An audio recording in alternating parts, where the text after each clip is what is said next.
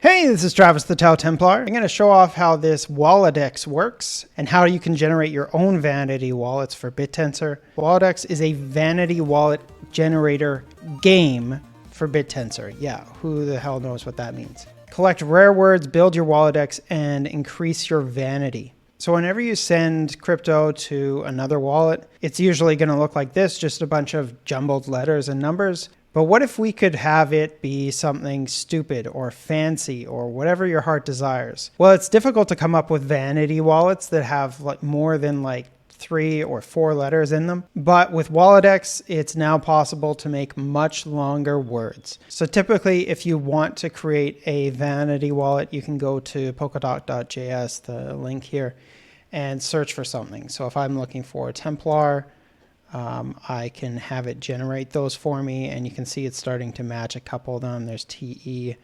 If I waited here long enough, maybe we'd get an M, but there's no way it's going to generate a Templar address. Just due to the math behind creating wallets, it's way too difficult.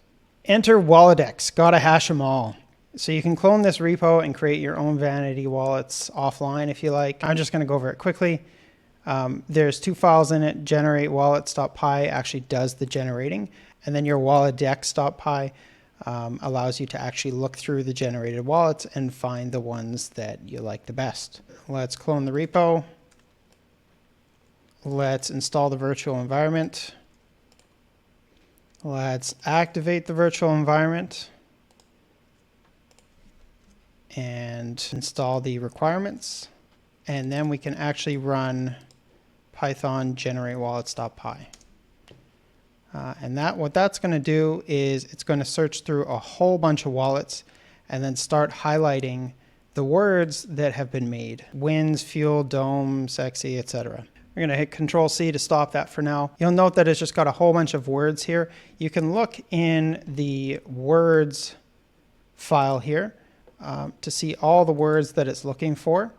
And there's just a whole bunch. If you want to add to this list, you certainly can. You can just do that manually or ask to have it added to the repo. Now, typically you don't want to just run generateWallets.py with no parameters. So if you do a -- help, you can see the parameters here. The minimum number of letters to match is a big one. And then there's this concept of pretty vanity wallets. So it's only going to find words that start with a capital or are all uppercase or all lowercase. So a lot of these are not pretty. But if I just add a -p here, it's only going to find the ones that are pretty and print those to the output here. So all lowercase, all uppercase, starting with an uppercase, rest lowercase. So a little bit more vanity there. Now, what happens with these wallets, you might ask? If you open up this folder however you want, I've just done explorer.exe. You can look at the raw addresses.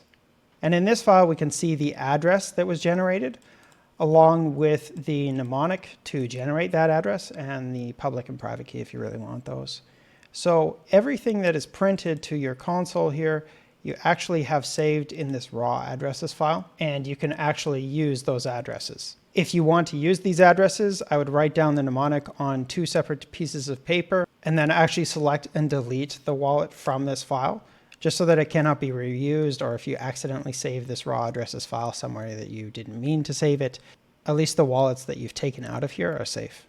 So definitely don't share or publicize this raw addresses file. I'm going to delete this one after I'm done this video. So that was step 2. Step 3 is actually viewing your Walledex. You can just copy Python 3 Walledex.py, paste it in here. And we can see a high-level summary of the wallets that we have generated. So each of these rows represents a number of letters. So we've got a 3-letter word, 4-letter word, 5-letter word. Of those 3-letter words, we've got 0 of them. Of those 4-letter words, we've generated 106. We've only generated 2 of the 5-letter words, etc. The reason why I don't have any 3s here is because if I want to do that, I would actually have to run generate wallets with a -n equals 3, because I think the default is it's only looking for 4-letter words and higher. So now it's just going to find a whole bunch of 3-letter words, gun, hit, etc. So if we go back to our Walledex here, we can see we got a whole bunch now. And then we've got the pretty wallets. So we've got a lot less pretties than the number that we have caught. And then of course our Walledex here is inspired by Pokemon. So we actually have the number of Pokemon you've caught.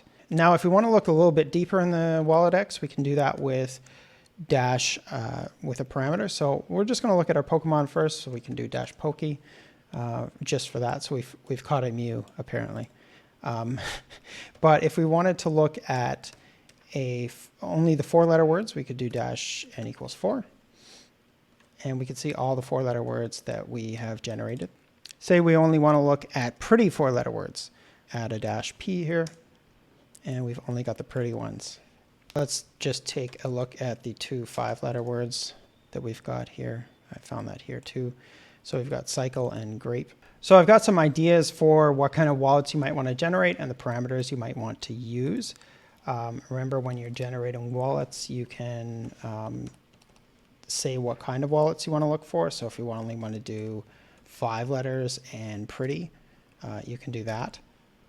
It's going to just take a lot longer. It's going through a whole bunch of wallets right now, and it's only keeping the ones that are 5 letters and pretty. So we've got this ruled one here, for example. You can also look at your legendaries. I call a legendary wallet one that starts with a word and ends with a word, or it starts with 2 separate words. So let's see if we've generated any of those. Okay, we've got one here. Starts with HTML and it ends with CPU. That's not too bad, actually.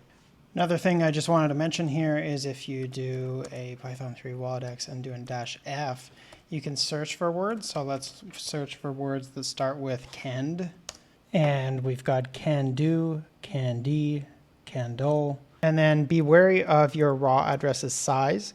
If you were to just generate wallets with no parameters for a very long time, you're going to end up with many megs or gigs worth of wallets. And then, as I said earlier, if you actually want to use the wallet, you can just use your raw addresses file. And I've got some steps here for being as safe as possible when using the wallet. And then the very last part, for maximum vanity points, you can send a small donation to this Show Me wallet, this one right here. This wallet's received transfers serves as kind of a leaderboard for the top Vanity wallets. So you can go and click on them here. You can already see some of them drunk. So yeah, if you're into Pokemon, this one is a Flareon. This one is a Rattata. This one here is a pretty genomic. This one is the longest one that I've ever made. Chemical with a Z on the end. That was just happenstance, the Z. But if we count it, it would be 9 letters, which is exceptionally long for a Vanity wallet. And this last one here was a legendary one because it had drunk, followed by yo, and at the very end it had fed. So yeah, here's the leaderboard. I can't wait to see what other Vanity wallets are created using this. And I'm sorry in advance if people start making inappropriate wallets. And I hope you have as much fun as I have. Ciao.